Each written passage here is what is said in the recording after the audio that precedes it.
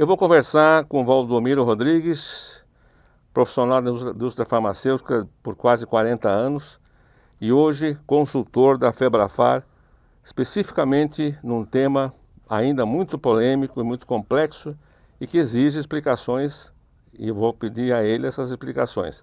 O programa de logística reversa, que beneficia nosso sistema ambiental e envolve as farmácias, sem nenhum trocadilho, eu diria que já é irreversível. E, portanto, as farmácias brasileiras precisam estar engajadas, ou pelo menos precisam estar informadas do que se trata. Valdomiro, obrigado por estar conosco aqui na ABC Farma. Eu que agradeço, Celso, a oportunidade que você está dando de ajudar a passar um pouco do nosso conhecimento a respeito do sistema de logística reversa. Reforçando o que eu disse na introdução, esse programa, que era até há pouco tempo apenas uma teoria, né, uma proposta de idealismo ambiental, já é irreversível na prática? Bom, na verdade, não é, Celso?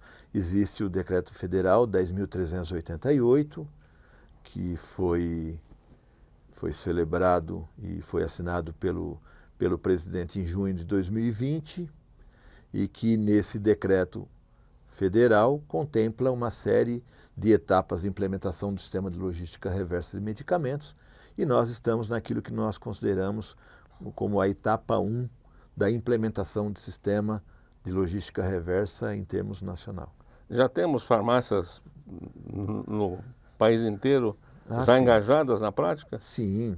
Assim, na verdade, mesmo que empiricamente muitas farmácias do varejo já faziam, de uma certa forma, a coleta de medicamentos domiciliares vencidos ou em desuso, né? O que nós estamos agora nessa fase é de dar visibilidade para o governo, né? Para que isso, de uma certa forma, seja mensurado e que a gente possa dizer claramente aquilo que hoje já é recolhido e o que vem pela frente como etapas de implementação do sistema. Não há nenhuma dúvida, Valdomiro, sobre os benefícios ambientais desse programa? Dá para mensurar isso? Celso, eu acho que assim, né? Nós estamos agora vivendo o episódio de um evento aí mundial a respeito de sustentabilidade, da questão de meio ambiente. Isso nunca foi tão forte, né? E é muito importante a gente começar a pensar nas futuras gerações, né? Não dá mais para se conformar com lixos na rua, não dá para se conformar mais com um medicamento jogado na privada, jogado nos rios, jogado no lixo comum dos nossos domicílios, né? Então, isso conversa muito com o momento que nós estamos. Nós precisamos, afinal, todos nós somos responsáveis pela construção de um mundo um pouco mais sustentável do que nós estamos fazendo isso, né, até agora. É preciso pensar nas futuras gerações, né? E esse programa de logística reversa, ele conversa muito com isso, porque ele resolve uma das questões que elas são muito presenciais na nossa vida. Porque assim, na vida, de uma forma geral, todos nós em casa temos lá um armário ou alguma coisa onde nós guardamos os medicamentos. Muitas das vezes aqueles medicamentos vencem ou eles estão em desuso, porque concluímos o tratamento. E que destinação que normalmente a população dá a esse medicamento?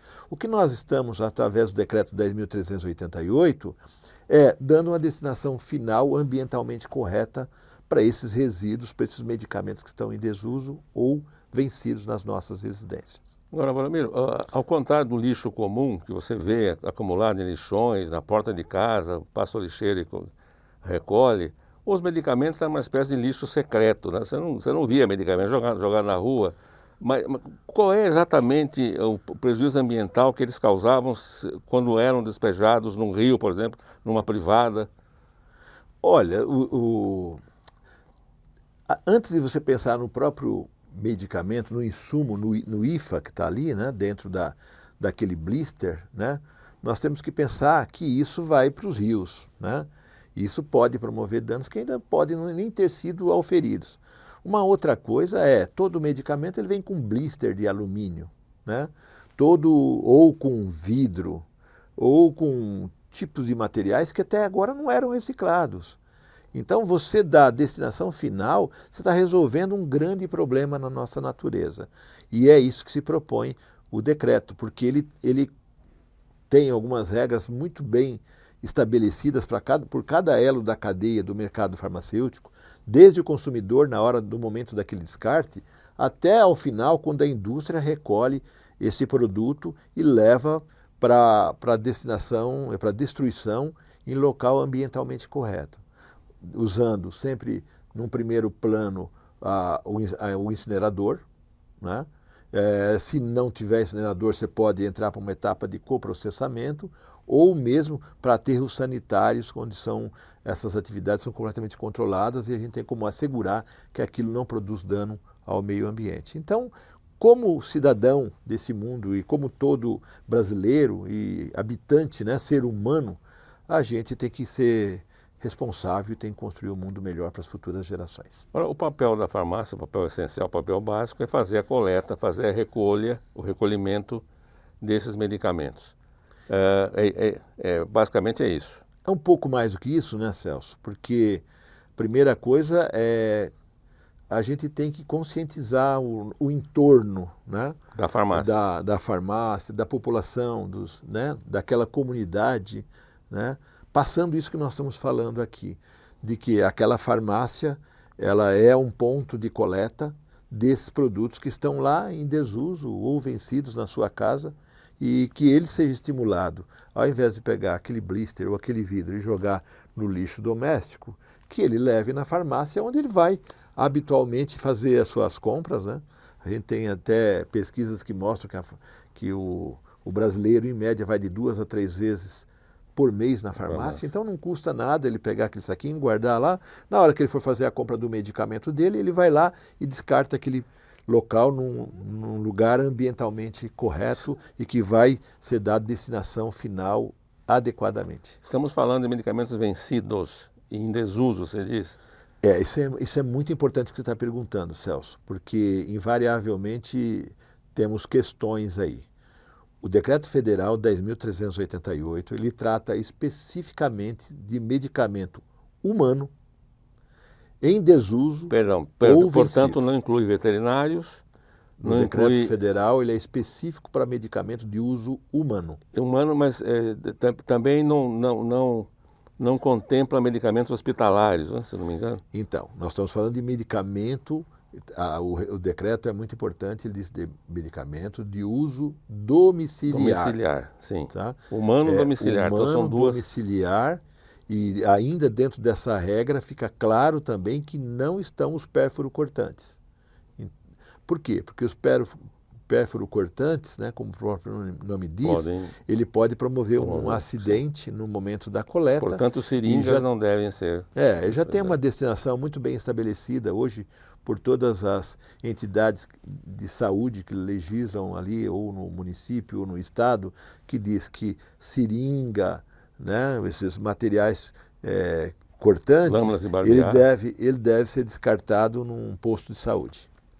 Ah, também tem essa. Sim, o posto de saúde é o lugar correto para levar esses produtos. Eu particularmente tenho um exemplo na minha casa, a minha esposa ela toma uma injeção a cada 15 dias para tratamento de artrite reumatoide.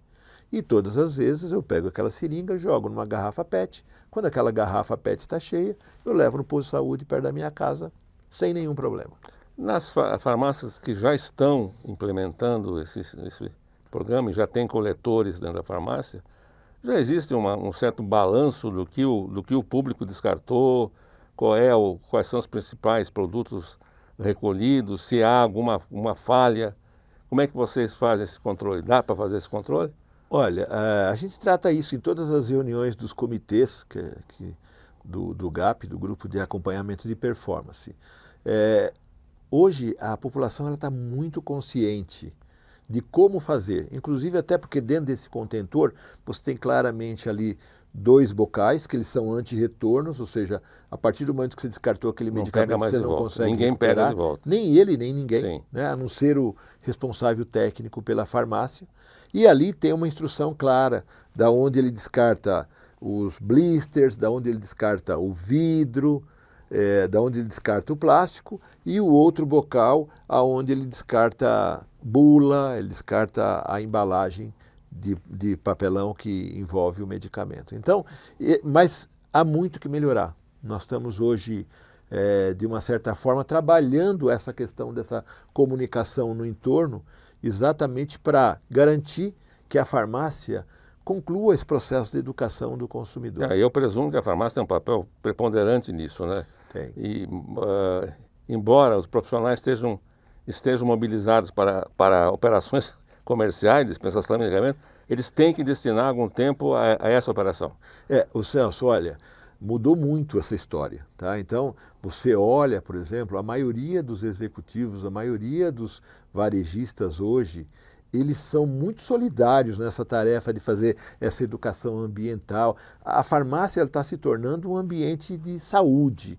Não é mais simplesmente transacional, o lugar onde você vai e apenas compra o medicamento. Então ali você busca aconselhamento, ali você recebe orientação do farmacêutico ou mesmo do atendente, e existe muita oportunidade da gente garantir, porque no final de contas, né, Celso, isso é marketing para a própria farmácia. Então eu ia perguntar isso, a farmácia ganha pontos junto ao consumidor por ter essa preocupação ambiental?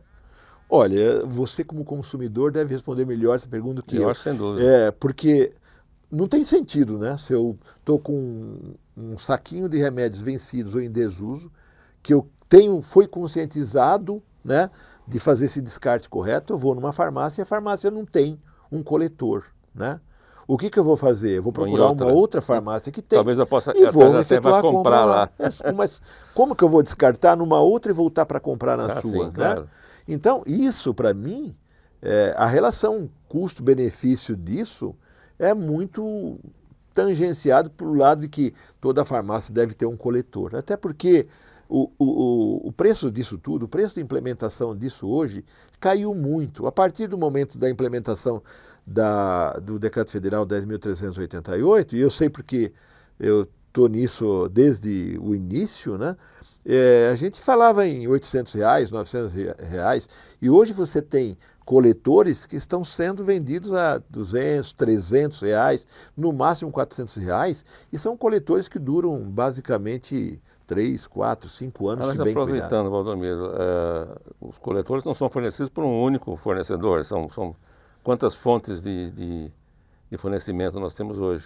Olha, coletores. Nós temos N fornecedores de são coletores. autorizados Só que assim, dentro do GAP, dentro desse grupo de acompanhamento e performance, nós validamos alguns fornecedores. É lógico que sempre a gente se coloca do lado do executivo da farmácia, Sim. né? Quanto mais concorrência, melhor, um preço muito mais competitivo, essa relação de qualidade. Quantos fabricantes nós temos custo. hoje autorizados? Hoje, homologados, nós temos 5. 5 empresas homologadas pelo GAP e que já servem, porque não é qualquer coletor, esses coletores têm que ter as duas bocas, ele tem que ter esse sistema anti-retorno. E como é que o lojista, o proprietário, o empresário, escolhe? Ele tem um catálogo, como é que ele pode comprar? De quem ele vai comprar? Então, qual é o critério? Isso a gente eu nem me preocupo, porque se tem uma coisa que o varejo faz bem é comprar, né? Com certeza. E no dia a dia, essa é a operação principal lá, é comprar e vender. O GAP, né? não se preocupa com o coletor mais vendido, não se preocupa com isso. O que nós colocamos dentro da apresentação e que está dentro do site logmed.org.br todas as informações a respeito do Decreto Federal 10.388, e ali você tem todas as informações, inclusive dos fornecedores de coletores. Então você tem, como eu te falei, vários tipos. Se você quer investir num coletor um pouco mais sofisticado, você vai pagar R$800, R$900. Mas você tem um coletor completamente adaptado, seguindo as normas da ABNT, porque isso é importante, viu, Celso? Sim. Os coletores, para serem homologados pelo GAP, eles passaram por todo esse crivo. Eles têm que atender a norma 16.457 da ABNT e qualquer um pode ter acesso. Agora, num primeiro momento, estamos contemplando as capitais, né, nos estados, preferencialmente, farmácias das capitais. Isso. E depois, numa segunda etapa, cidades com mais de 500 mil habitantes, é isso? Não, então, nós estamos falando agora que em setembro nós tínhamos o compromisso com o governo, principalmente com o Ministério do Meio Ambiente, de iniciar o processo de implementação do sistema de logística reversa em nível nacional. Tem uma situação específica de São Paulo, que a gente pode tratar depois, mas dentro do Decreto Federal 10.388, a fase 1, a etapa 1, começou em setembro de 2021, e a gente tem que, ao largo dos 2 próximos anos, até 2023, que assegurar a implementação do sistema de logística reversa em todas as capitais, independentes do tamanho populacional, todas as capitais de estados. As 26 capitais e o Distrito Federal. Isso, né? E além disso, Brasília, né? Brasília e as demais capitais, e além disso, todas as cidades com população acima de 500 mil habitantes, na proporção de um ponto de coleta para cada 10 mil habitantes dessas cidades. Essa é a matemática. Essa é a matemática. Coleta. Então, pegando uma cidade como exemplo de 500 mil habitantes, se for capital, qualquer tamanho, mas vamos pegar uma cidade, vamos pegar um exemplo de Londrina, né? Eu tenho mais de 500 mil habitantes. Então, vamos supor que a população de Londrina seja aí por volta de 1.800.000 habitantes. E eu tenho que assegurar naquela cidade 180 coletores, 180 farmácias como pontos de coleta. E eu tenho que dar publicidade dessas 180. Ah, mas Valdomiro, lá tem 2.000 farmácias. Nós temos o compromisso, junto com o órgão ambiental, de garantir um para cada 10 mil. O que vier mais é lucro. No mínimo, uma para cada 10 mil. Se todas as farmácias quiserem implementar, ótimo, ótimo. Mas se não tiver uma para cada 10 mil implementada, nós temos um problema enquanto GAP. A gente tem que assegurar. E é por isso que aí, então, tem todo um esforço das entidades de varejo de garantir minimamente essa implementação. Eu sou uma farmácia independente, razoavelmente um porte razoável, não é uma pequena farmácia, uma farmácia média, e eu sinto que esse benefício do ponto comercial que aderir a essa proposta ambiental. Eu vou ter prestígio junto ao meu cliente e vou evitar que ele vá em outra para fazer a coleta, para fazer o despejo, porque eu não tenho. Então, eu quero entrar e eu não pertenço a nenhuma associação, a nenhuma rede associativa, eu sou independente. Eu devo fazer o quê? Ligar para alguém, fazer um vestibularzinho, então, se eu tenho condições ou não, como é que faz? Dentro desse processo, nós temos, de uma certa forma, você tem os sindicatos, né? Dentro essa farmácia, ela tem um sindicato. Que deve me dar um apoio. Que deve te dar o apoio. No caso da Sincofarma, ela faz parte do GAP. Então ela está lá dentro. Também. A BC Farma, a mesma coisa. A Febrafar, a mesma coisa. A Abrafarma, a mesma coisa. Então não existe essa possibilidade. Ele pode contatar a Sincofarma. Agora, independente disso, ele pode contatar o GAP, o Grupo de Acompanhamento e Performance. Tem dentro do site da logmed.org.br, tem ali os e-mails que ele pode mandar um e-mail e ele vai ter uma resposta sobre como proceder. A adesão é rápida, dias, semanas, para poder começar a fazer isso. Não, então, o primeiro ponto ele tem que se cadastrar. A partir do momento que ele se cadastrar, ele, farmácia, respondendo especificamente a sua pergunta, ele vai ter que adquirir o contentor. Ele vai ter que colocar as embalagens, né, que são os sacos plásticos lá, que também tem todo um protocolo. Não é qualquer saco plástico, é um saco com gramatura de 0,12 micras, né? E assim, até todo mundo fala, bom, mas 0,12 micras. O vendedor de embalagem sabe muito bem do que nós estamos falando. E assim, é aquilo que você olha e fala, nossa, esse é um saco resistente. E não esse que a maioria das vezes a gente compra, né? E que você vai pegar uma fruta, ele rompe tudo, né? Então é uma embalagem um pouco mais resistente, ele é transparente para que se possa enxergar o tanto de ocupação que tem naquele saco. Então é um saco translúcido mais resistente do que o saco convencional. Tem que colocar nesse contentor, aí ele está pronto para se inscrever e começar a agir. Porque a partir daí ele tem que só ter um lacre numerado, que em qualquer loja de embalagem ele adquire isso, também tem lá uma norma que está descrita na ABNT 16.457. Então ele tem que comprar aquele lacre numerado, lacrar e informar no sistema. E aí é que está o problema. Para ele ter acesso ao sistema, ele tem que estar dentro do GAP. Então você recomendaria que uma farmácia independente que recorra ao seu sindicato regional? Esse é o melhor caminho. Agora, você recomendaria que uma pessoa específica do grupo de colaboradores da farmácia, não necessariamente farmacêuticos, fique encarregado desse programa de ver como é que está o coletor, se já está preenchido, se tem que recolher, tem que ligar para a distribuidora? Quem é que tem que ficar responsável por isso? Olha, existe uma recomendação de que o responsável técnico faça o controle e a gestão disso. Não é difícil, porque... É o farmacêutico, então. É, o farmacêutico. Agora, não obrigatoriamente tem que ser, mas existe já um POP, né? Existe um procedimento operacional padrão, descrito e que está dentro do site da LogMed. E, aliás, eu agradecer a colaboração da ABC Pharma e também do Cinco Pharma, porque eles idealizaram e validaram junto ao GAP esse POP que serve de exemplo de como agir, como proceder, que norma ele tem que cumprir. É bastante objetivo e resolve uma questão operacional importante para a coleta adequada desses medicamentos que vão se transformar em resíduos. O ato do descarte em si, a minha caixa está perto do caixa ou está no fundo da coisa, enfim, está bem sinalizado, o cliente vai saber onde despejar. Se eu vejo alguém despejando, eu tenho que mobilizar alguém para acompanhar esse ato? Não precisa. Não é necessário, mas assim, nessa fase inicial, a gente recomenda para fazer esse processo educacional da comunidade, né? Porque, como falou, né? Como nós falamos, embora a gente sabe que nesse primeiro momento, todo esse lixo, ele vai ser incinerado, ou vai ser coprocessado, ele vai ser jogado num aterro sanitário, aí, que garante a destinação final ambientalmente correta, é importante que alguém oriente lá o consumidor.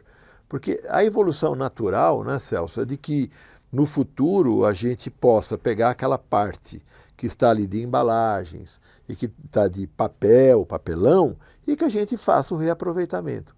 Que tem ainda uma etapa de oportunidade, que é, se eu estou separando um blister, eu posso dizer, isso aqui vai para a incineração. Agora, se naquela caixa só tem papelão, né, a população está corretamente orientada, isso vai para os sindicatos de catadores e isso gera prosperidade para toda a comunidade. Olha, eu confesso a você, eu como consumidor de medicamentos, que eu não lembro, com meus 60 e poucos anos, de ter descartado o medicamento em privado. Não lembro, até hoje não lembro de ter jogado uma draja numa privada. Não sei o que eu fiz com o medicamento vencido ou se eu tive medicamento vencido. Você tem certeza de que é um volume que justifica essa operação que está durando anos, né, que envolve 17 entidades? Vocês têm certeza disso? Eu tenho certeza e tenho certeza que alguém da sua família deu essa destinação. Ou não estou dizendo que tenha jogado na privada, mas que deu essa destinação final. Sim, porque é muito comum, você às vezes compra um analgésico e ele tem validade de 24 meses, né? E você usa aquilo eventualmente. E quando você vai abrir o armário, você olha e fala, nossa, está vencido há um ano. Mas o pessoal olha, essa que é a dúvida. Eu olho.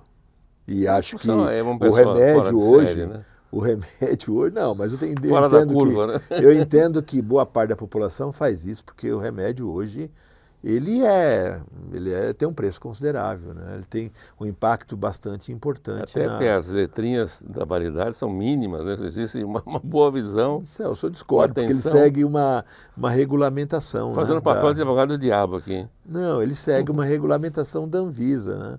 Então, nenhuma daquelas informações são postas lá sem a regulação da Anvisa. Existe algum detalhamento sobre que tipo de princípio ativo é mais nocivo ao meio ambiente? Por exemplo, um antibiótico, sei lá. Existe isso? Remédio vencido tem que ser descartado? Olha, lógico, se você estivesse falando com o pessoal de farmacovigilância, né, com essas entidades, eles poderiam classificar. Sim. Para nós não consideramos isso. Sim. Nós consideramos que qualquer que seja o medicamento domiciliar, de uso humano, que esteja vencido ou em desuso, ele tem que ser descartado em local ambientalmente correto e tem que ser dado destinação para assegurar de que isso não volte, né? Já pensou você ter lá uma seringa com uma agulha e o catador de lixo se infectar? Valdomiro, vamos falar um pouquinho sobre números, né? Que é num país que tem 83 mil farmácias, né? A gente falar em números é fundamental porque é um universo gigantesco. Das 11.600 farmácias, se não me engano, associadas à Febrafar e à Farmarcas, quantas já estão engajadas nesse programa? Olha, Celso, isso reforça bem o conceito de quanto a Febrafar se inseriu nesse contexto, né?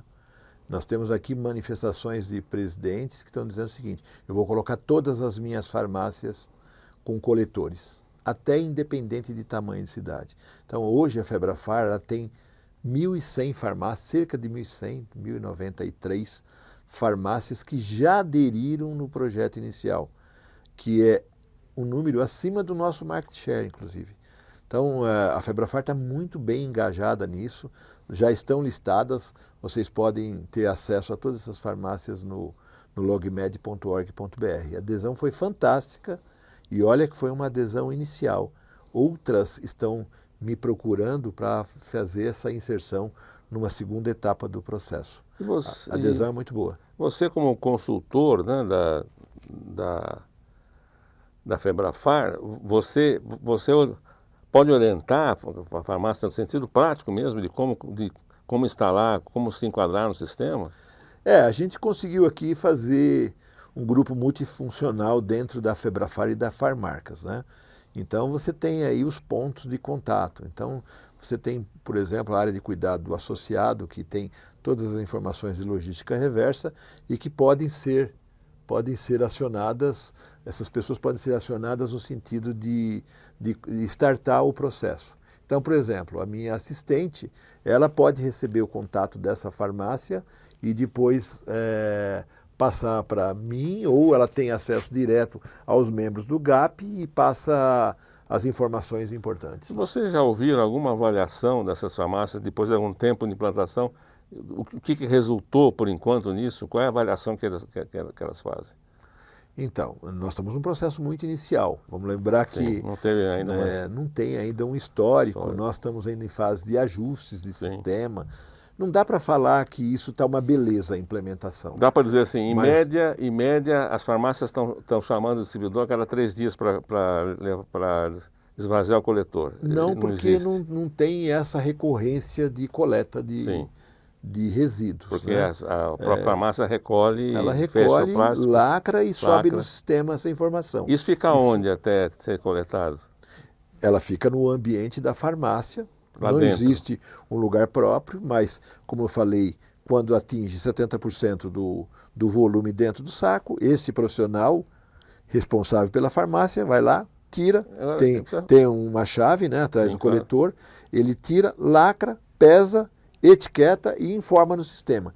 Quando ele informa isso no sistema, esse sistema, no caso do Estado de São Paulo, por exemplo, a empresa é a Cheiro Verde Ambiental, todo distribuidor já lê, a Cheiro Verde já consegue acompanhar aonde está esse resíduo até eles garantirem a destinação final. Agora, precisa deixar claro, é óbvio, medicamento não é energia atômica, não é resíduo nuclear que cause danos, né, físicos e ambientais se ficar armazenado ali no lugar, não é?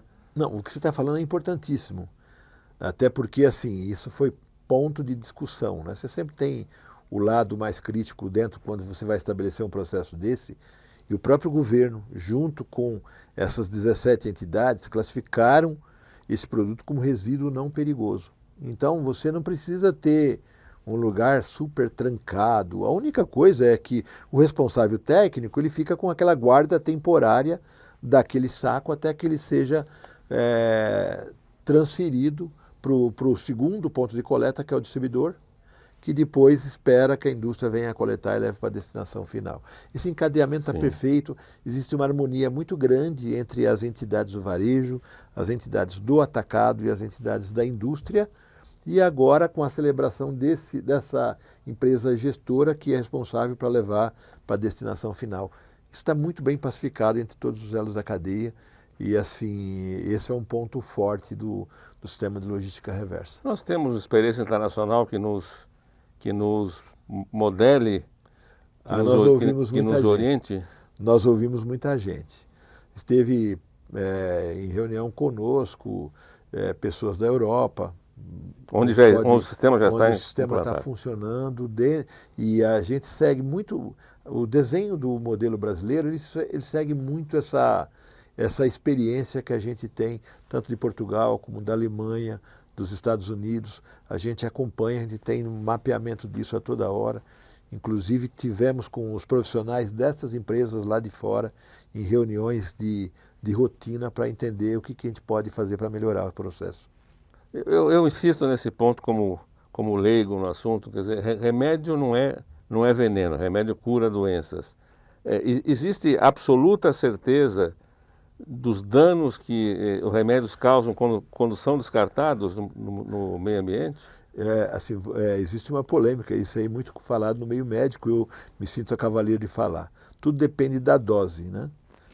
O medicamento tem lá as suas indicações, né? Qualquer coisa pode ser veneno dependendo da dose, até uma caixa d'água, se você beber ela de uma vez, ela pode te gerar transtorno. Então, a partir disso, você tem que ter todo esse cuidado, né? Apesar de não ser veneno nas doses terapêuticas, é importante que você tenha essa consciência ambiental. Acho que isso é uma coisa que está tão difundida dentro da sociedade que acho que a gente não precisa ficar nem reforçando isso, né? A população mesmo tem ciência. Eu tenho exemplos na minha casa de que essa questão da consciência ambiental está muito bem implementada. Além dos meus esforços de fazer isso, né, a gente vê que o próprio sistema educacional no Brasil, as comunidades, as sociedades, as questões dos grupos, toda hora está falando nisso, cada vez mais gente se preocupando com esse passivo ambiental para as futuras populações aí. Para terminar nossa bela conversa, eu perguntaria a você o seguinte: especulemos que estaremos conversando daqui a 2 anos sobre como é que está o programa da logística reversa. O que você espera estar me contando? Olha, como todo processo novo, né, tem uma fase de ajustes, né, e nós estamos vivendo isso agora. Então, tem adequações do sistema para ser feito, tem a questão dos relatórios que toda a cadeia se comprometeu em entregar, tem a questão da adesão, e aí eu estou falando especificamente para você como alguém ligado às entidades do varejo. A gente tem uma preocupação que nós ainda não estamos entregando os pontos de coleta que nós prometemos. Então, assim, hoje, se eu fosse fazer uma fotografia dos pontos de coleta, a gente está em 60% a 70% do nosso target de implementação. Está bem pacificado isso, existe uma sensibilidade grande da parte do governo de que isso não é um processo fácil, né? Nós estamos falando de um setor que vende mais do que comercializa mais do que 6 bilhões de unidades por ano, né? E aí se você imagina que isso trafega da indústria para o distribuidor, 6 bilhões, do distribuidor para a farmácia, mais 6 bilhões, da farmácia para o consumidor, mais 6 bilhões, ou seja, esse produto ele é movimentado muitas vezes. Então, nós estamos falando de 80 mil farmácias, nós estamos falando de mais de 300 distribuidores.